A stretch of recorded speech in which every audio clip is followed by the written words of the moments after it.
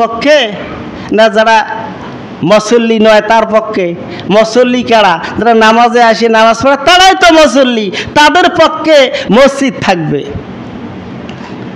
যারা মাদ্রাসাতে মহব্বত করেন, মাদ্রাসার প্রতি রক্ষণাবেক্ষণ দায় দায়িত্ব পরিচালিত সব দিক সহযোগিতা করেন, আচ্ছা মাদ্রাসা কার পক্ষে থাকবে? তাদের পক্ষে?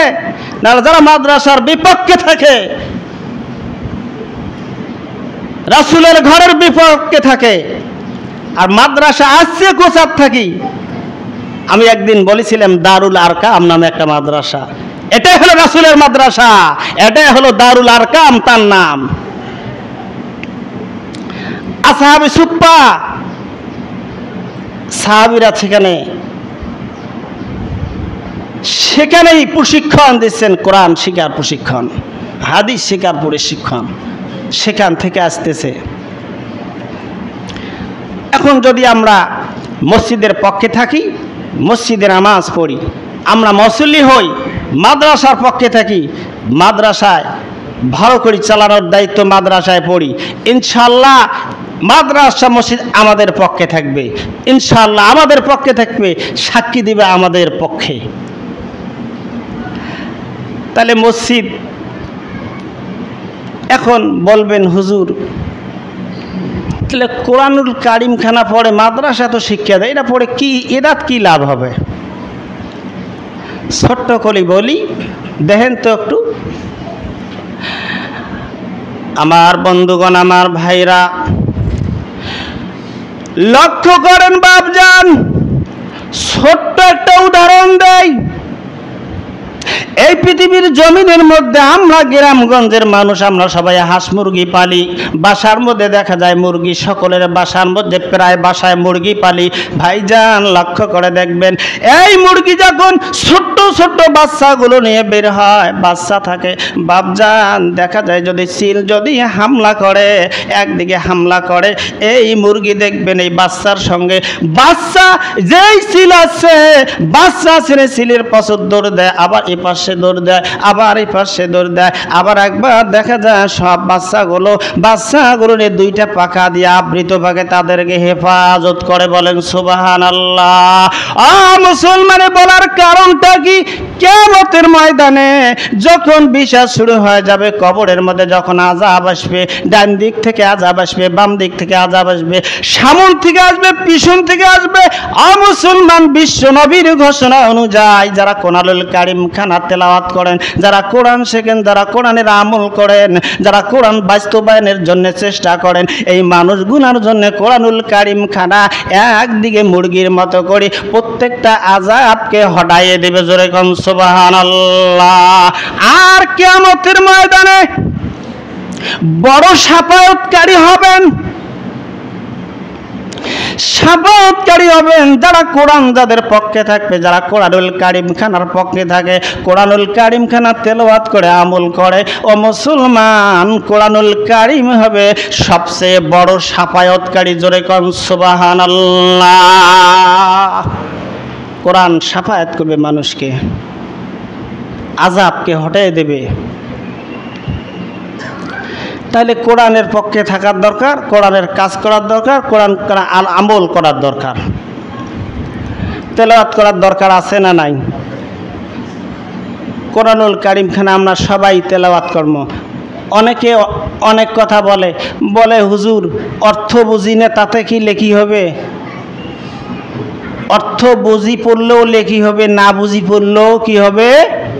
কোন মানুষ যদি কোরআনুল কারিম খানা হাতে নিয়ে যদি মহব্বতের সাথে বুকে লাগায়, ঠোঁটে লাগায়, মুঠে লাগায়, এর জন্য কোরআনুল কারিম খানা তাদের পক্ষে সাক্ষী দেবে। সুবহানাল্লাহ পড়েন সুবহানাল্লাহ কোন। আপনি জানেন সময় কম, কথা অনেক, বেঁচে থাকলে বলবো ইনশাআল্লাহ। তবে কোরআনুল কারিমের পক্ষে থাকার চেষ্টা করেন। শুধু খালি কোরআনুল কারিম তাকে তুলে রাখবো এটা না, কোরআনকে পড়েন, রিসার্চ করেন, কোরআন কি বলছে সে অনুযায়ী চলাফেরা করেন। কোরআনটা আমাদের হলো গাইডলাইন, কোরআন হলো আমাদের সংবিধান। কোরআন এই সংবিধান অনুযায়ী আমরা যদি চলতে পারি, তাহলে আমরা দুনিয়াও কামিয়াব, আখেরাতেও কামিয়াব। এই কোরআন রিসার্চ করে আজকে বিদিনরা, খ্রিস্টানরা, ইহুদি, নাসারারা এরা আমাদের কোরআন নিয়ে এরা ধনাঢ্য হয়ে যাচ্ছে, এরা কোটিপতি হচ্ছে, এরা সব কিছু হচ্ছে। আমরা মুসলমানেরা শুধু দলাদলি আর দলাদলি করতেই এদের জানটা শেষ। কোরআন মেনে নিতে পারি না। এক দলে বলে বসি মিলেত পড়ো, আর এক দলে পড়ে দাঁড়ে পড়ো, আর এক দলে পড়ে সাবড়ি পড়ো। কোনটা করবেন কোন? দল মতে শেষ নাই। মৌলবীদের একটা জিনিস আমার কাছে খারাপ লাগে, সেটা হলো কেন দল মত নির্বিশেষে কোরআনুল কারিম যা বলছে এটাকে মানার চেষ্টা করি আমরা।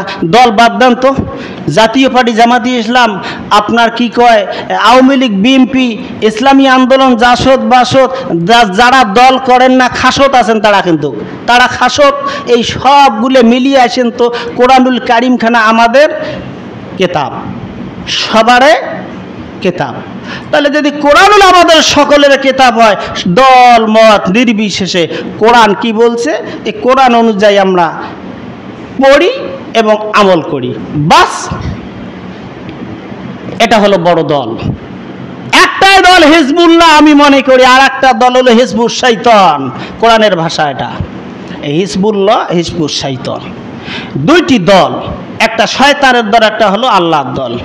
তা আমরা যারা মসজিদে এসেছি আমরা কার দল বলেন তো এখন শুনি? আমরা হলাম আল্লাহর দল। কিসের পার্টি? থনতি পার্টির টাইম আছে নাকি? কোরআন অনুযায়ী চলাফেরা করেন। কোরআন কি বলছে বলেন।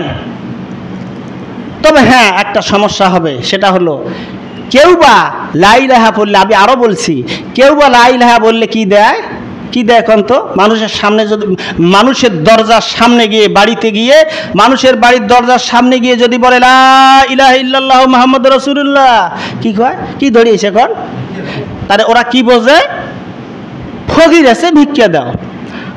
আর ওই একে দরজায় যদি আর এক লোক যা বাংলা দিয়ে বলে, লা ইলাহার অর্থটা বলে, এর জন্য লাঠি ধরিয়েছি। কথা বুঝছেন না বোঝেন নাই? এই লা ইলাহার অর্থ এক জায়গায় একে দরজায় গিয়ে কেউ লা ইলাহা বললো, ভিক্ষা পাইলো, আর একে দরজার মধ্যে আর এক ব্যক্তি গিয়ে যায় কি লা ইলাহার অর্থটা বললো, লাঠি ধরি বাড়ি পেটন খেয়া চলে আসলো। কথাটা বুঝতে পারছেন না পারেন নাই? এই জন্য কোরআন পড়লে চলবে না, শুধু বুঝতে হবে, মানতে হবে, আমল করতে হবে। না কি বলেন? বলে হুজুর তাহলে কি, তাহলে আমরা মানবার পাই না, তাহলে পড়বেন না? জি না, তারপরও পড়বেন, চেষ্টা করবেন, নাকি কন? চেষ্টা করব আমরা, চেষ্টার বাইরে তো কিছু নাই। আল্লাহ পাক রব্বুল আলামিন কোরআন অনুযায়ী আমাদেরকে আমল করা তৌফিক দান করুক। সকলে বলেন আমিন। সুন্নত পড়েন।